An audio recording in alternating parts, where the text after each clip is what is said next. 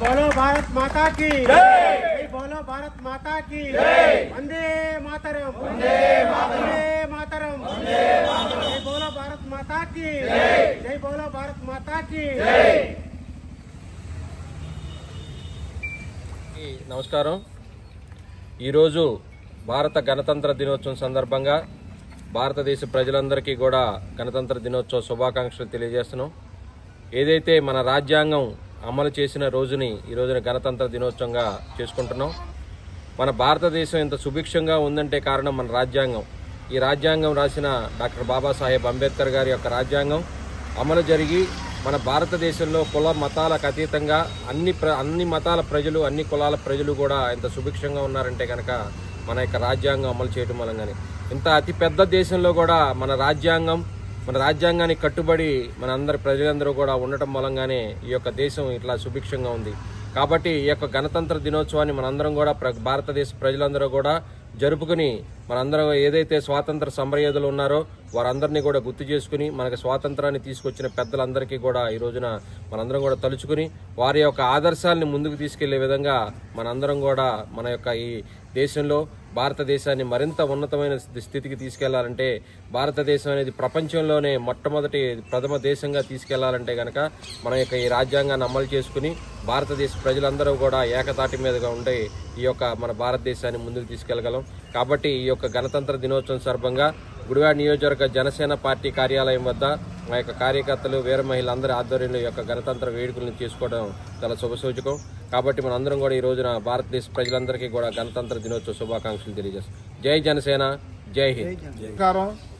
ఈరోజు భారతదేశపు గణతంత్ర దినోత్సవంకి మన గుడివాడ నియోజకవర్గం జనసేన ఆఫీస్ యందు అందరం జనసేన నాయకులు, జనసేన కార్యకర్తలు, వీర మహిళలు కలిపి చేసుకోవడం జరుగుతుంది.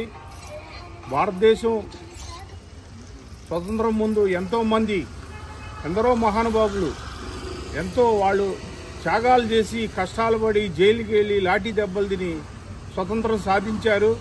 కానీ ఆగస్టు 15 వచ్చిన స్వతంత్రం పూర్తిగా రాలేదు. ఈరోజు రిపబ్లిక్ డే రోజున మనకు పూర్తి స్వతంత్రం భారతదేశానికి రావడం వల్ల ఇది రిపబ్లిక్ డేగా మన భారతదేశం మొత్తం జరుపుకోవడం జరుగుతుంది.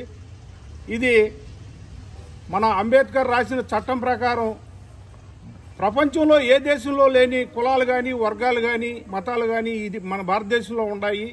ఇన్ని కులాలు, కొన్ని వందల కులాలు ఉన్నాయి. అందరూ ఏకదాటిగా భారతదేశాన్ని యొక్క గొప్పతనాన్ని చాటుకుంటూ భారతదేశం యొక్క జెండాను మోస్తూ ప్రపంచంలో ఏ దేశంలో లేని ఘనత, ఐకమత్యం భారతదేశంలో ఉండటం మనం పూర్వజన్మ సుకృతం. పుడితే భారతదేశంలోనే పుట్టాలనే నానుడి ప్రజల్లోకి వెళ్ళాలని నేను కోరుకుంటున్నాను. జై జనసేన, జై భారతదేశం. అందరికీ నమస్కారం.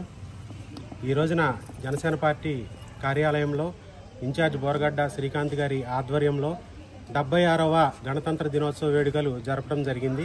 మరి ఈ సందర్భంగా ఆంధ్రప్రదేశ్ రాష్ట్ర ఉప ముఖ్యమంత్రి వర్యులు, జనసేన పార్టీ అధ్యక్షులు శ్రీ కొణిదెల పవన్ కళ్యాణ్ గారి తరఫున, అలాగే ఎంపీ బాలశౌరి గారి తరఫున, శాసనసభ్యులు వెనిగండ్ల రాము గారి తరఫున కూడా గుడివాడ నియోజకవర్గ ప్రజలందరికీ కూడా 76వ గణతంత్ర వేడుకల శుభాకాంక్షలు.